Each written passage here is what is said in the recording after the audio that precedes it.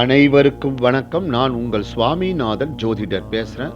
நம்ம யூடியூப் சேனலில் தினந்தோறும் நான் பல ஆன்மீக பதிவுகளை கொடுத்துட்ருக்கேன். அந்த வகையில் இன்றைக்கு நம்ம யூடியூப் சேனலில் ஓரைகள் தரும் பலன்கள் பற்றி இந்த பதிவில் நான் உங்கள் எல்லாருக்கும் சொல்ல போகிறேன். அதுக்கு முன்னாடி நம்ம யூடியூப் சேனலில் யாரெல்லாம் சப்ஸ்கிரைப் பண்ணலையோ சப்ஸ்கிரைப் பண்ணுங்க, ஷேர் பண்ணுங்க, லைக் பண்ணுங்க. இப்போ பதிவுக்குள்ள போயிடலாம். ஓரை அறிந்தவன் அரசனாவான் என்ற ஜோதிட விதிக்கு ஏற்ப ஒவ்வொரு ஓரையிலும் என்னென்ன காரியங்கள் செய்யலாம், எந்தெந்த காரியங்கள் செய்தால் அனுகூலங்கள் கிடைக்கும், எந்த காரியங்கள்லாம் செய்யக்கூடாதுங்கிறத நான் உங்களுக்கு விரிவா சொல்றேன். முதல்ல சூரிய ஓரை. சூரிய ஓரையில் செய்யக்கூடியவை. இந்த ஓரையில் நாம் அரசு தொடர்பான அதிகாரிகளை சந்திக்கலாம், வழக்கு சம்பந்தமாக பேசலாம், தகப்பனாரின் உதவியை பெற அவரை நாடலாம், உயில் சாசனங்களில் கையெழுத்திடலாம், பத்திரங்கள் பார்க்கலாம், சிவ தரிசனம் செய்யலாம்.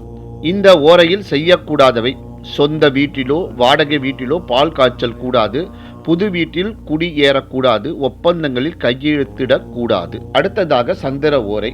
சந்திர ஓரையில் எந்த காரியங்களெல்லாம் செய்யலாம்? புது வியாபாரம் தொடங்கலாம், குறிப்பாக தண்ணீர், பால், அழகு பொருட்கள் இவைகளில் வியாபாரம் விருத்தி அடையும்.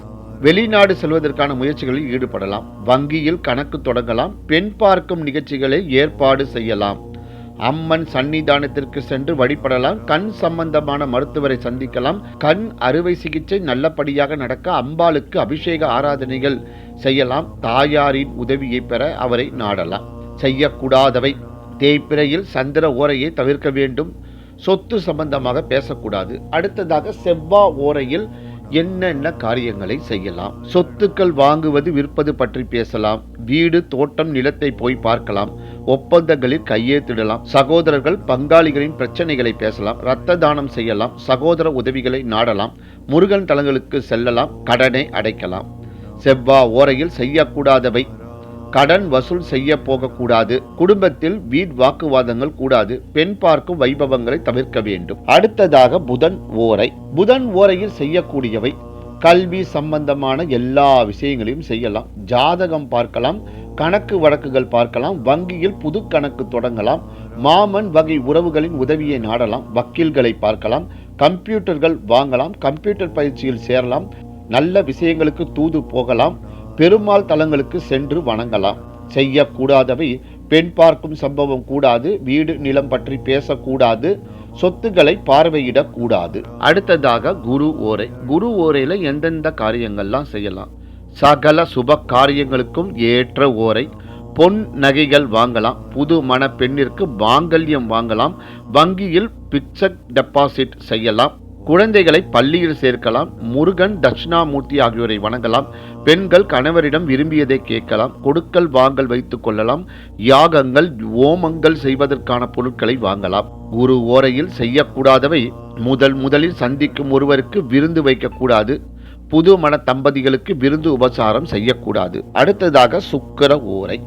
சுக்கிர ஓரையில் செய்ய வேண்டிய காரியங்கள்: பெண் பார்க்க செல்ல உகந்த ஓரையாகும், காதலை வெளிப்படுத்தலாம், வெள்ளி பொருட்கள் வைர ஆபரணங்கள் வாங்கலாம், விருந்து வைக்கலாம், வாகனம் ஏறலாம், வண்டி வாகனம் பணம் கட்டலாம், சொத்து விஷயங்களை பேசலாம், கணவன் மனைவி இடையே ஒருவருக்கொரு விஷயங்களை பகிர்ந்து பேசலாம், பெண்களின் உதவியை நாடலாம், பிரிந்த தம்பதிகள் ஒன்று சேரலாம், அம்பாள் ஆண்டாள் தலங்களுக்கு சென்று வழிபடலாம்.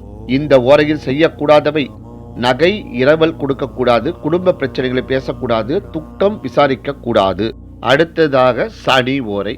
சனி ஓரையில் செய்யக்கூடியவை: சொத்து சம்பந்தமாக பேசலாம், இரும்பு சாமான்கள், பீரோ, வண்டி ஆகியவை வாங்கலாம், மரக்கன்றுகள் நடலாம், நவகிரக பரிகார பூஜைகள் செய்யலாம், வாங்கிய கடனை அடைக்கலாம், பிரசித்தி பெற்ற தலங்களுக்கு செல்லலாம்.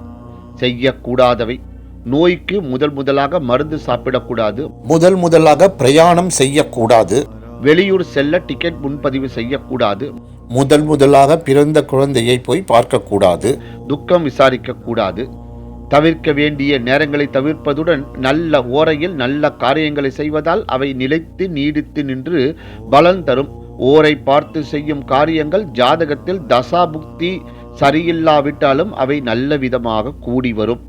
உங்கள் புன்னகையால் மகிழ்கிறோம், உங்கள் நல் வாழ்த்துகளால் வளர்கிறோம். பயனுள்ளது என்றால் பகிரவும் நண்பர்களே. வாழ்த்துக்கள். வாழ்க வளமுடன் நலமுடன்.